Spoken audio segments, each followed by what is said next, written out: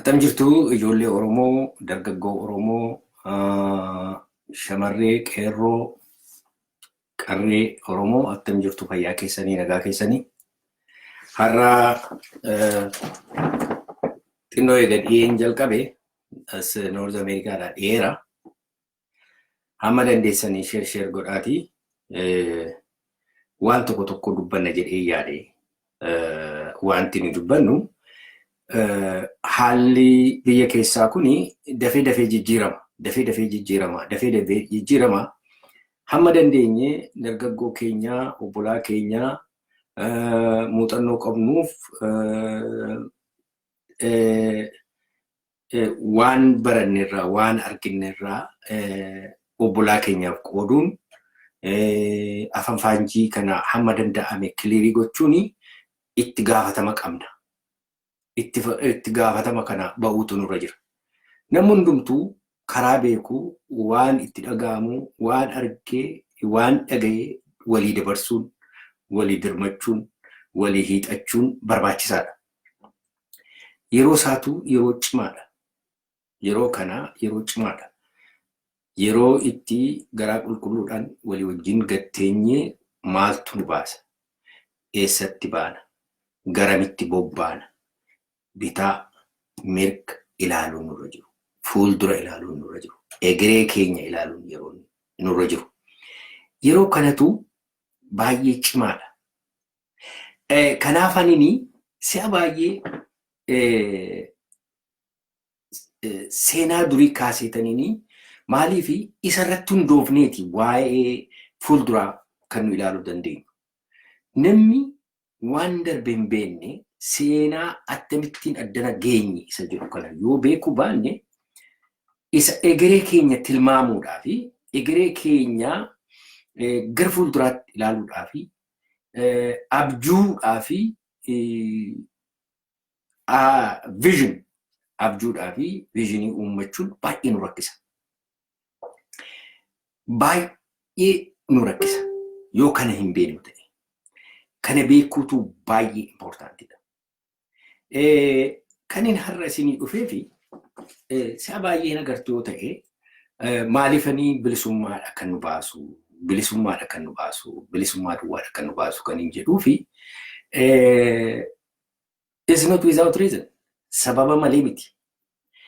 Sababa isaatanii xiqqoo isinii tuquu barbaada.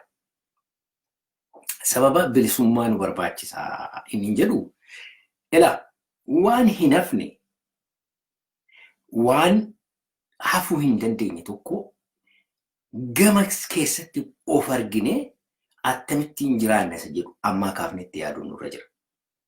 Ani foormulaan koo bilisummaan hin hafu kan jedhudha. Jaallannis jibbines osoo nu hin jaallatin warri kaan utuu hin jaallatin warri kaan immoo jaallatee lubbuusaa kenneeti. Inni kaan jaallatee lubbuusaa kenne, inni kaan immoo osoo hin jaallatin dhiibamee bilisooma. Maaliifii jedha. Kolonii jedha biyya baay'eetu ba'e. Biyya Afrikaa keessaa biyya baay'eetu kolonii jalaa ba'e. Keessumatti Second World War booddee British Empire eega kufee booddee biyya Afrikaa keessaatu baay'een ba'an. Afrikaa keessaa hin bilisooman. Yeroo bilisooman kana dafanii walii galanii mootummaa ijaarrachuu danda'an. Hammi tokko demokrasii kan jedhamu filosoofii demokrasii kana fudhachuu danda'an. Hammi tokko gara duriitti achi deebi'anii waa'ee sirna abbootii isaaniitiin wal bulchina kan jiru falammaan hin ture. Garuu haa ta'u malee hamma danda'ame wal danda'uudhaanitu walii wajjin of ijjeeruu danda'an. Maaliif danda'anii haa jennu gaa?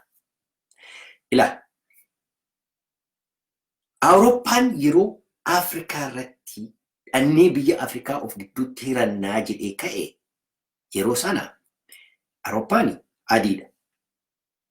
Biyya alaatii dhufe Afrikaa. Biyya alaatii dhufe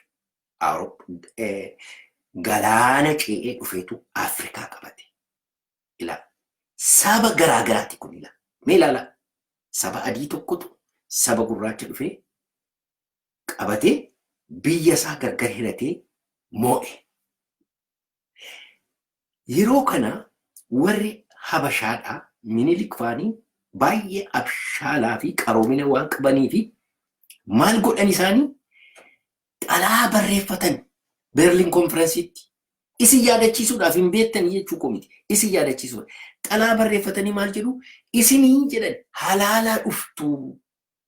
halaalaa dhuftaniitu biyya keenya biyya Afrikaa kana hirattu ani immoo biyya gaallaa jedhamu gara saawuzii koo gaallaatu jira biyya gaallaa kanan qabadhaatii na gargaaraa jedha. Warri Awurooppaa itti mari'atanii tole maal barbaaddaa jedhanii qawwee naa ergaa jarri fardaaf eeboo malee hin qabdu. Qawwee yoon argadhe qawweedhaan rukutee qabachuu nan danda'a jedhee dhaammate Minilik. Isa booddee warri Raashaa, warri Awurooppaa, warri Ingilizii advaayizariidhaa fi qawwee erganiif. Ilaalaa ga'amma. Ilaalaa. Warri adiin dhufanii yeroo qabatanii inni kunis immoo akkuma adiiti ga'a. Gubbaadhaa saawuz noorziidhaa warri Amaaraa akkuma sirna warra adii sanaan gadi dhufanii biyya Oromoo qabatan. Egaa amma sammuu keessanitti akkasiin gochu wanta tokkoon isin gaafadha. Sammuu keessanitti Amaara akka adiitti fudhadha. Adiidha jedhagaa. Oromatu dhufee gadaa jissee sistemii keenya balleessee aadaa keenya balleessee afaan keenya balleessee biyya keenya maqaa geeddaree dhufee lafa qabate. Yeroo lafa qabatanii ila ishee kana gaa ishee baay'ee impoortaantii isin sammuutti qabachuun isinirra jiru. Yeroo lafa qabatanii yeroo lafa Oromoo dhufanii fudhatanii egaa lafa yeroo fudhatanii lafi kuni kan Amaaraa ta'e kan mootummaa Minilik ta'e.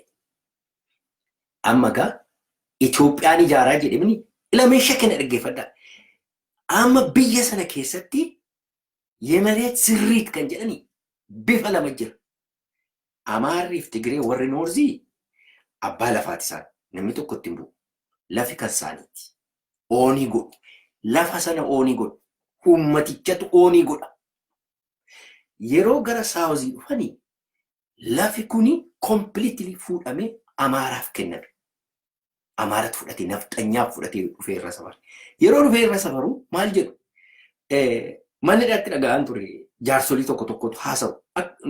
Jiraachuu keenya iyyuu beekan maal jedhu? አጎቴ የጋላ መሬት ነበረው ከአርሲ ከወለጋ የጋላ ወሬት ወስደን ቡና ተከልን ፋጅን ጋላ መሬት ጀቹን ለፈ ጋላ ጀቹኒ ለፈ አረደበዴ ነሚ tokko keessa jiru akka jechu akka biyya mataa isaanii ofii isaaniitti oonii godhanitti akkasitti qabatan lafa hin qabu Oromoon lafa duwwaa miniga afaan isaa balleessanii aadaa isaa balleessanii maqaa isaa geeddaranii Oromoon tokko Amaara ta'ii Amaara yoo ta'uu baatee yoo Ortodoksii ta'ee Amaara ta'uu baatee hojii sin argatu. Mee isinitti hima. Kuni kan waan fagoo miti. Ani obboleessi abbaa kootii Miijanaa Jammoo kan jedhamu mana Minilik timirti beetiin jalqaba yeroo banamu dhufee yeroo baratee ijoollee Amaaraa irratti tokkoffaa ba'uu jalqabu hin ari'an. Maal jedhan? Gaallaa ka 6ኛ balaa Ayimaarin jedhanii ari'an obboleessa abbaa kootii. Kanaaf Oromoon barachuu hin danda'u. Hamma tokko deema hin dhaabate. Egaa maaliifan kana fidee ishee naa dhaggeeffadhaa. Aadaan cabe, afaanni bade, siistemiin keenya bade, lafi keenya fudhatame. Maree sirriitiin suni kan koloniiti lafichi. Warra kolonaayizii godheeti. Kan Amaaraati lafichi. Hamma dhufee second world war ga'utti disrupted ta'e. Second world war yeroo dhufu humni Ingilizii yeroo cabu humni Amaaraas hin cabe. Humni Amaaraas humni Ingiliziis yeroo cabu warri impeerialistoonni warri Awurooppaan kun yeroo cabanii maaltu ta'a? Warri Afrikaa baay'ee isaanii hin bilisooman. Maaliif Afrikaa Awurooppaan impaayiriin Awurooppaa hin caccabe. Hitler, Mussolini, Jaapaan kanatu warra ka'e kanatu isaan diige. Gaafa isaan diigamanii gaafa isaan caccabanii warri kolonii jalaa ba'an Hindiin kun maaloon kun hin ba'uutti ka'an jira. Gaafa ba'uutti ka'anii warri Oromoo Amaaraan qabamnee turre maal abbaa ishee nusi hin baanaa bilisoomna jedhaniitu warri shawaa hammi tokko wallaggi hammi tokko Lubbaaboor Kafaan koo walitti dhufaniitu dafnee bilisoomna jedhanii xalaa barreeffatan UN'tti. Nusi hin bilisoomnaa. Kolonii keessan eega gadhiiftanii dur Minilikiin gargaartanii nu qabsiistanii nusi immoo bilisoomnaa jedhanii katabatan. Katabatanii ergatan. Amma almost tole jechuuf ture UN. Haile Sillaaseen jala galagaltee gaafa biyya deebitee dhuftee biyya qabattu daftee jala galagaltee dhatteetu maaloo anoo gurraacha isinoo kunoo baqattanii biyyaa baatanii galtanii anoo gurraacha attaman godhaa jara kana gadhiisuun narra hin jiru jettee boosse Haile Sillaaseen. Amma booddee hamma xinnootti Oromoo Rippaabilikiin ijaaramuuf jedhe yeroo sana faalsoo ta'e hin kufe yaadisaa. Oromoon iddoo durii isaatti deebi'ee warra kana godhi xiqqoo ishee waa gugubboo kennanii waa nama heerumsiisuu nama maal gochuudhaani nama ofitti qaban isa kaan ilmoo isaa fuudhee itti heerumsiisuudhaani maal jechuudhaani waan akkasiitiin qabate Haile Sillaaseen deebise. Amma maaliifan isinii jechaa jira beektu jarri kuni akkuma Awurooppaadha kolonaayiziin godhanii jechuudha. Kanan barbaada kun akka isinii galu waanan jedhuufan qaba. Amma utuma jennu utuma wallaalsoon jedhu waaqoo faaniin ka'anii jaarraa faaniin ka'anii baaroo faaniin ka'anii hundumtu wal'aansuudhuma keessa lixanii loluutti ka'an utuma jedhanii amma gaa yeroo abiyootiin Mangistuu Hayilamaariyaam yeroo inni dhufu Mangistuu Hayilamaariyaam kan inni nu godhe inni guddaani lafa isa mareet sirriitii akkuma Amaaraa akkuma Tigree Oromoonis lafaa fudhatu jedhee lafa awaajii baase. Amma Oromoon jedhee lafa isaa fudhatee lafa isaa irra qotachuutti ka'e. Amma kuni fundamentaalii cheenjii isa guddaa fide Oromoodhaaf. Lafa fudhate qaba. Dabnee zamaachi keessa linnee lafa hiruutti kaane. Ilamee dhaggeeffadha.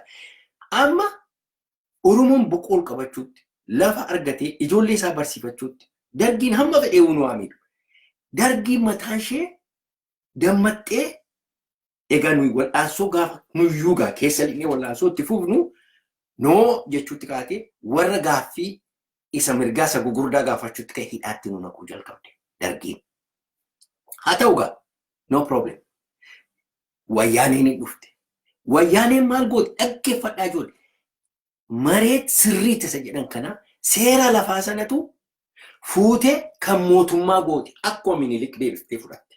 Akka Haile Sillaasee deebiftee fudhatte. Ilaalaala fudhatteetu amma gacharacharuutti kaate ofii isheetii. Maaliif abbaan lafaan jiru kan yegaallaa mareetiin amma kan Tigireeti. Yetigiree mareetiin amma.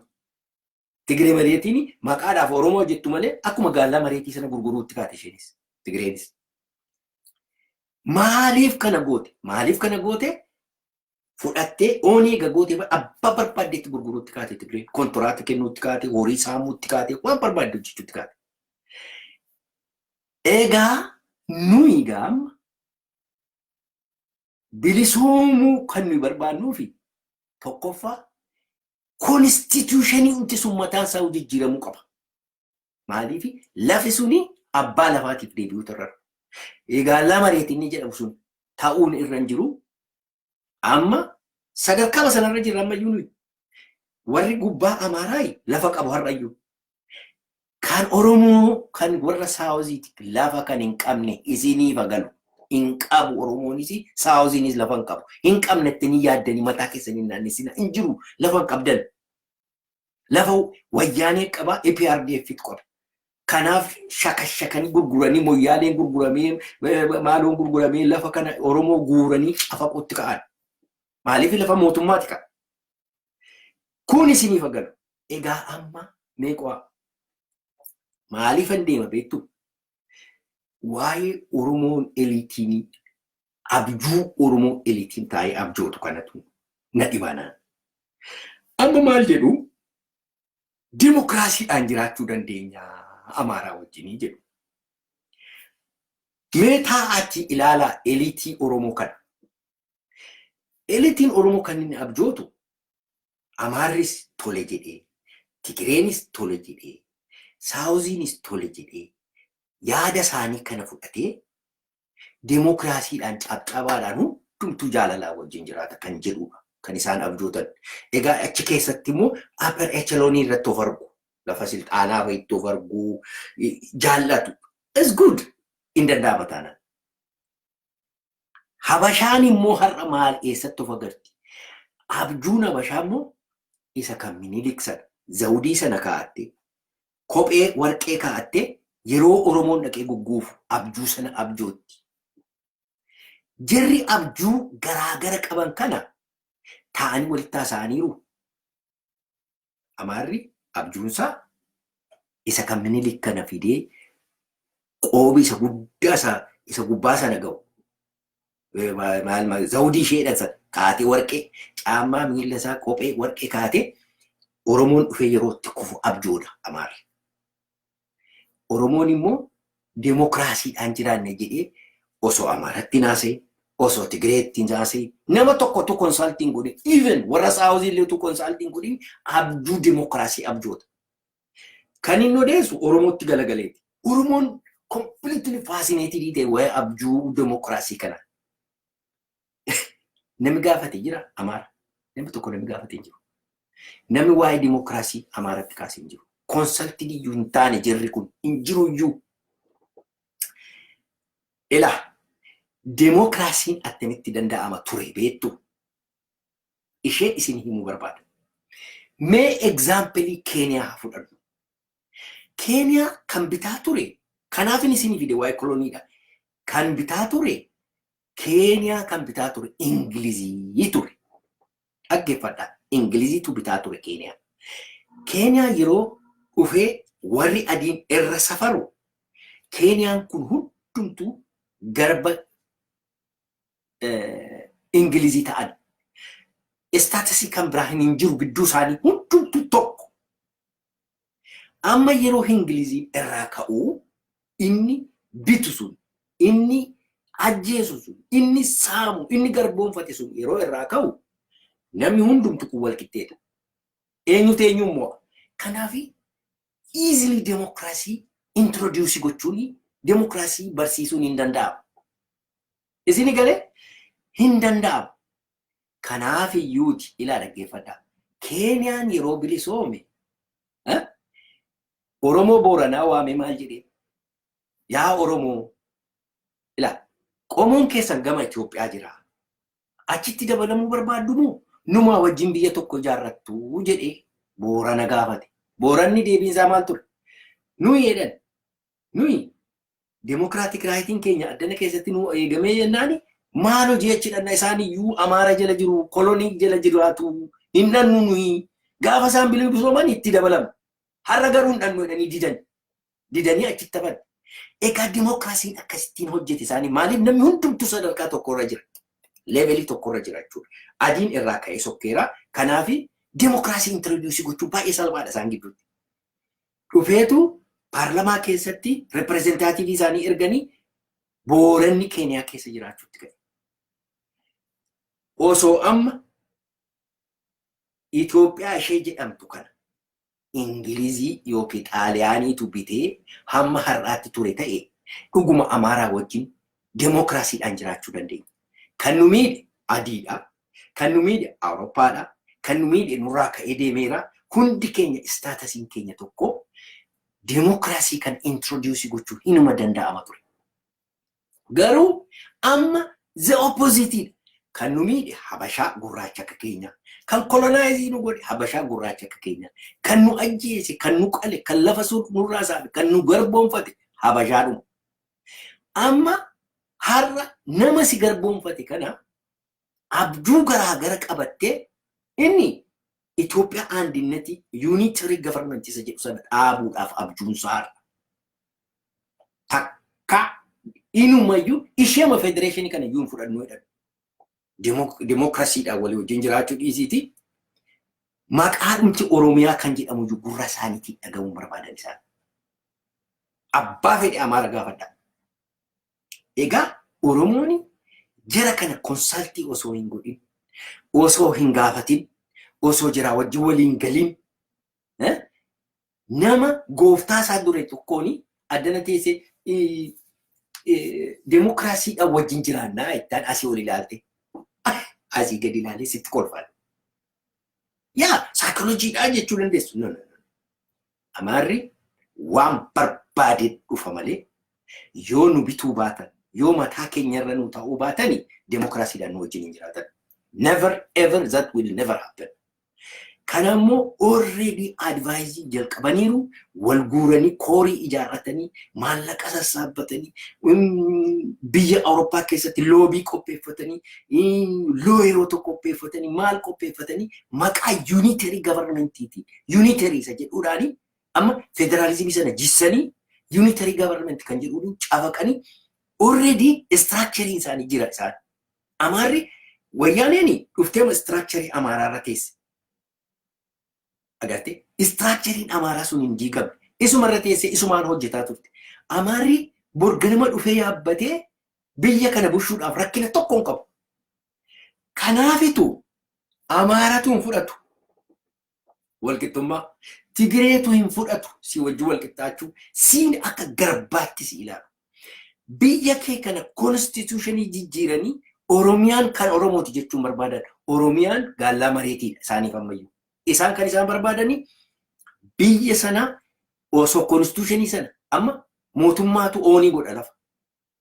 Mootummaan lafa manzii qollaa dibbaa waraajaa faarxaa waraajaa goojjaamee maaloo minaafni oonii godha. No. Oonii godhu. Tigraayin oonii godha. No. Oonii godhu. Kan inni oonii godhu biyya Oromoo biyya Saawuzii duwwaadha kan inni oonii godhu. Sana geeddarsiisuu dandeessaa constitutionii sana. Sana geeddarsiistee jennaani lafa kootii hin gurguruu irraa ka'ii jechuun dhufu. Kanammoo hin du'u malee hin godhan. Egaa wal'aansu guddatu nu fuuldura jira jechuudha. Kanaafitu waan isaan ila sababa nu bilisoofnu dhaggeeffadha. Waan isaan nu wajjin walqixxummaan jiraachuu hin barbaanneef bilisoofnan. Tokko lammata sababa nu bilisoofnuuf isinitti hima. Waan isa alaa dhufee nurratti fe'ame kan ofirraa kaafne malee jiraachuu hin dandeenyeef bilisoomne. Utuun jaalladhu utuu dhidhiibamtanii utuu iyyitanii utuu caraantanii haadha manaa gottaman godhaa geelli gadeendi gottaman godhaa maaloo gottaman godhaa adaadaa koo amaaratteeru qaabalu. No problem. Hinuma bilisoomta. Isaan tun barbaadu kaa sistemii sana jijjiiruun barbaadan waggaa 150 Oromoo ittiin saaman. Lafi kun kan isaaniiti nuyi garba isaaniiti. Kanaafitu ishin jedhan waan fedhe dhufa malee hin fudhatan demokraasii. Amma maalitti jiru beektu isaan yeroo Oromiyaan akkasitti jeeqame lafi Oromaa qalamee lafi Oromiyaa amma Oromiyaa hin beektan isin. Oromiyaa yeroo isinitti dhaga'amu gandattii mashee kan keessan duwwaa beektu. Finfinnee faatu isinitti dhufa biildingi isa dhedheeraa sana fa'a. Naqamte faa, Naazireet faa, Bishooftuu, Adaamaa, maaloo asallaa. No. Harargee dhaqaa. Harargee walakkaatti ciramee dhumeera. Mooyyaaleen kute. Kunoo karaa wallaggaadhaa Gumuz dhuftee kukkutataa jirti lafa. Oromiyaan ciramaa jira. Kanaaf liqimsaa kuninadhaa.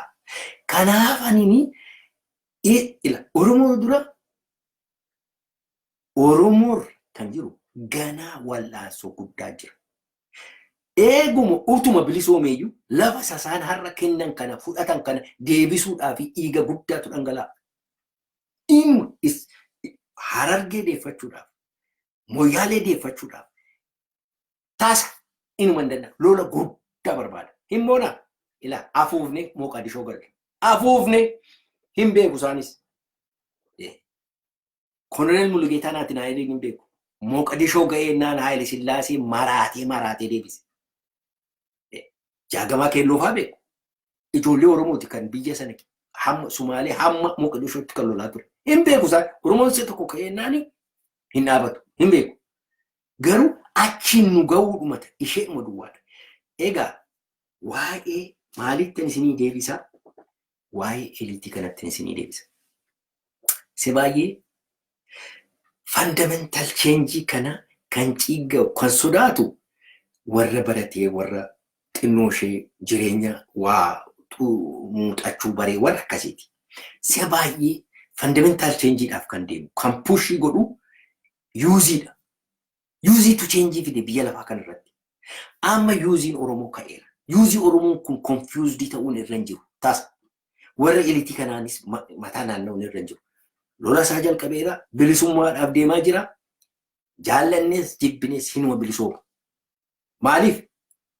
Yuuziin Oromoo lubbuu isaa dabarsee kennaa jira. Lubbuu isaa kan inni kenneefi maaliif bilisummaadhaaf hin kennu? Maaliifituu Habashaadhaa wajjin atakaaroodhaaf jedhee dhufee Finfinnee keessa taa'ee maaf mataa wal dhukkubsa?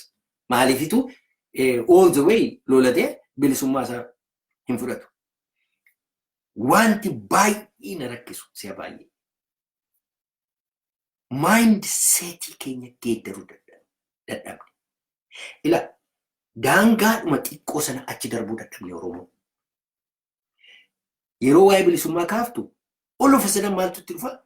Oromiyaa citee Amaarri gubbaatti hafee maaluun achitti hafee namni nu arrabsaa karaarra hundee eessa lafa qubattu faayisii dhiba. Warri kan biraatti itti bilisooman. Isaanis karaa isaanii barbaaddatu. Gaafati kutatte Amaarri mataansaa deebi'ee dhufee si kadhata. Tigreen dhufee si kadhata. Nan bilisooma gaafateette. Gaafati akkas lemmeci jettutu asii gadi sitti tufti. Ammatu dhugaadhumatti garaa kutattee kaatee gara itti naa baasu jettee xaaxaan kun hundumtuu hin jiru. Ilaa I guarantee you wanta happenii godhuun isinitti ba'a. Waan isaan itti adeemaa jiran amma kan isaan itti adeemaa jiranii Tigreen laaffatte. Ijoolleen Amaaraa tokkoo ishee gidduutti lolli hin jiru har'a. Guruppii dhibba jira achi keessa. Garuu low profile fudhatanii walitti dhufaa jiru warra Amaaraa. Hamma danda'ame harka wal qabataa jiru. Maaliif akka godhu beektu kan isaan kan godhanii fi tokkoffaa hamma danda'an hidhataa jiru. Eenyu hidhatu? Tigreedhaa fi no. Hin sobu. Oromoodhaaf hidhataa jiru isaan. Kan isaan sodaachise ijoolleen irra karaa Wallaggaa, karaa Booranaa loltu, karaa Harargee keessaa lolaa jirtu, Baalee keessaa lolaa jirtu baay'ee alba'aniiru. Literally alba'aniiru. Baay'ee sodaataniiru. Kanaafi qawwee akka gudiitti, rasaasa akka gudiitti gashataa jiru, fe'ataa jiru gubbaatti. Isaan eenyuuf qophaa'aa jiru? Sumaaf qophaa'aa jiru. Tigreen ilaa hamma funyaanitti hidhatteetti. Meeshaan biyya lafaarra jiru achi jira. Loluu barbaaddeen nan guyyaa tokkotti afuuftee keessa baatii isaanumtuu hin naqan hin beeku. Achiin hin baatu. Kan isaan qophaa'aa jiraniif Oromoodhaaf. Amma kan isaan qophaa'aa jiranii Oromoo kana lalaaffisanii caccabsanii maal godhu humna tokko ta'anii achi as ba'uudhaaf. Mind you, don't forget. Akkan eengadde isiniin jedhe. EPRDF pilaanii guddaa qaba. Jalqaba Amaarotu Prime Minister ture. Taamiraat Laayinee ture. Dhaggeeffadhaa. Ittaanee Mallas ture. Dhaggeeffadhaa Tigree. Ittaanee Hayilamaariyaam Saawuziitu ture. Ittaanee har'a maqaa Oromoo nama qabutu afaan Oromoo nama beekutu Prime Minister. Karaa Amaaraa dhufaa jira. Kana bara inni taanu Prime Minister Amaara. Jaadhattanis jibbitanis. Isaan kanaaf qophaa'aa jiru. Kana jalatti jedhanii gaasaanii Itoophiyaa kana unitary government formii goonaadha. Unitary jechuun kifila hagarii duritti deebisu. Kifila hagarii duratti deebisu waa'een Oromiyaan jiru, waa'een qubee hin jiru, waa'een federaalii hin jiru, waa'een waan tokko hin jiru, isatu nu diigee amma isaatiin dhaggeeffadhaa. Propagaandaa Habashaa akka jirutti dhaggeeffadhaa. Oromoon illee Oromoo Itoophiyaanistiin maal jedhe? ይሄ የፌደራል ሲስተም በጣም ቆሻሻ የፌደራል ጀዴቱ አፋን አማራት ይችላል ኦሮሞን አትሊስት ኢሼም ክላምዚያ ታቱ ላውዚያ ታቱ ገቲዮ ደብዱ መቃ ኦሮሚያቲ ፊ ኦሮሞ ሸጀቱ አቺት ቀብዴ ከንጀቱ ሲስተም ይሰጥ ገሩ ኢሼ እዩ እንበላልፈት አመ ጋራ ከንሳን በርባደኒ hamma danda'an unitary government tokko dhaabanii caccabsanii nama kana walitti fidanii cafaqanii akka jirutti waan rakkinni isaanii tokkitti Tigree Oromoo hirrukunna jedhanii qophaa'aniiru. Egaa eventually dhaqanii Tigree wajjin negotiate godhu. Oromoo dhufanii rukutu isa booddee Tigree wajjin negotiate godhu. Tigree wajjin maal jedhu power share goona biyya gaallaa kana maaltu si dhibe maaliif wal dhiiga wal dhangalaafna. Duruma Yohaannisiif Minilik jennee dabaree biyya bushaa turre nuumtiin bishina jedhanii negotiate godhaniitu dhufanii biyya keenya qabatu. Kuni waan hin amneedha. Yaalmaan Oromoo keessumatti warri eliitiin Oromoodhaa Amaarri isin dhaggeeffataa jirtu. Yeroo tokkotu namoonni dammaqan. Mee example tokko isinii kenna. Ijoollee dargaggootu dhaqanii Desmond Tutu waan hin kufani qaba. Maandeellaa afaan dubbiin harkaa mucucaatti. Egaa namni beekaanii jedhanii isaan bira isa bira dhaqani. Inni immoo nagaa maarree reconciliation maaloo jedhee odeessaa ture waggaa meeqa. Akkuma namoota keenya tokko warra fantasy world keessa jiraatu. Fantasy keessa jiraatu. Akkuma warra sanaa godhataa ture Desmond Tutuun. Jennaan bira dhaqanii maal nu gorsitaa jette using kun. Jennaan jaarsi yaadeetu don't listen to Desmond Tutu jedhe. Don't listen to Desmond Tutu jedhe. Maal jechuudha?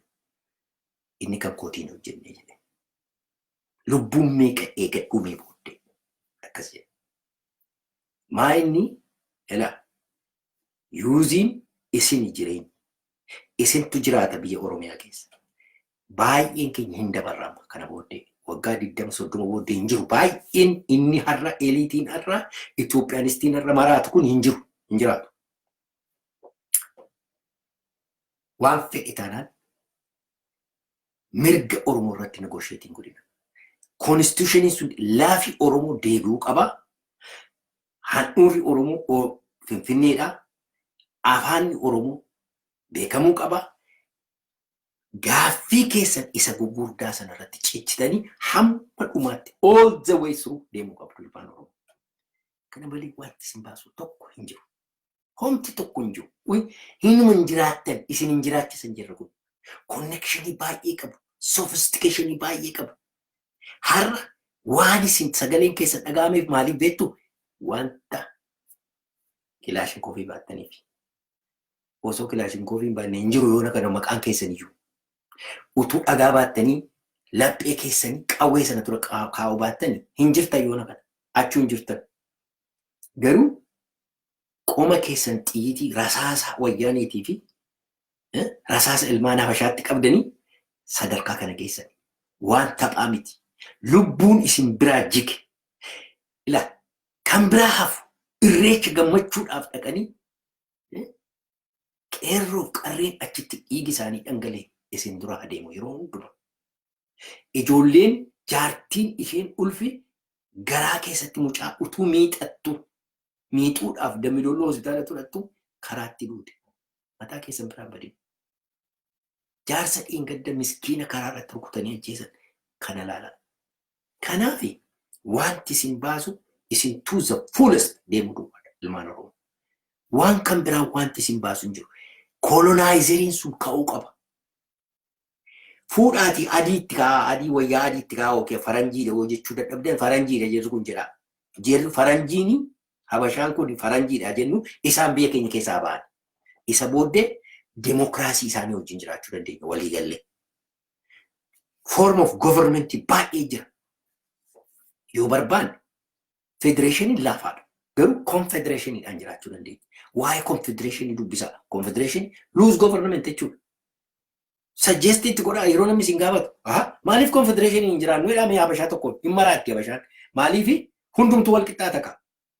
Confederationii keessatti Oromooni Oromiyaa Riippaabilikii dhaabbata. Amaarri Amaaraa Riippaabilikii dhaabbata. Tigreen Tigraay Riippaabilikii dhaabbata. Saawuziin Saawuz Riippaabilikii dhaabbata.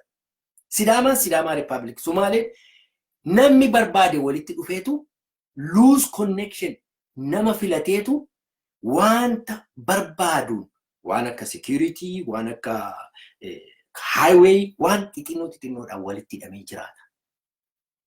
Ila Itoophiyaatti warri maraatanii kanaan jiraachuu dandeenya yoo barbaadan yoo gargar ba'uun isin boosisee umbilical cord keenya irraa cituu hin danda'u of ajjeefna yoo jettanii why don't you go for confederation isa gaafadhaa isa diigii godha isa dubbisaa inni kan nu baasu gara fuulduraatti yoo isin isa jettanii yoo isin karaa sana nu baasa jettanii irratti hojjettanii confederation jenne warri westiyyuu waan nu godhan qaban warri westiyyuu jedhu kun confederationiidhaan jiraanne jettanii biyya tokko jaarrannaa isinis ijaarradhaa jedhu optioniitu lafa jira.